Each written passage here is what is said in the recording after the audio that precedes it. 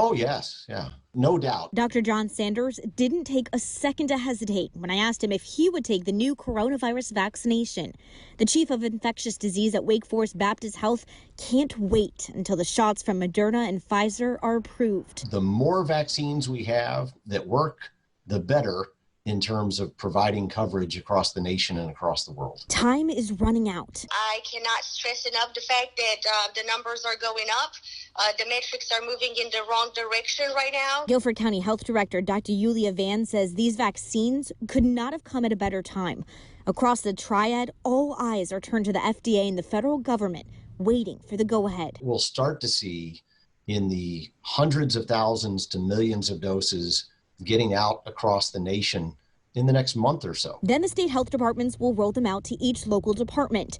It'll happen in 4 phases, starting with those who are on the front lines. COVID-19 responders that are high risk for exposure, such as nurses, physicians. Next up, those who work or live in long-term or congregant care facilities, and adults who are at high risk for serious complications. Based on these early reports that we will have vaccine going out to everyone in the state by sometime early next summer. Thanks to federal CARES dollars, the vaccines won't cost a thing to anyone.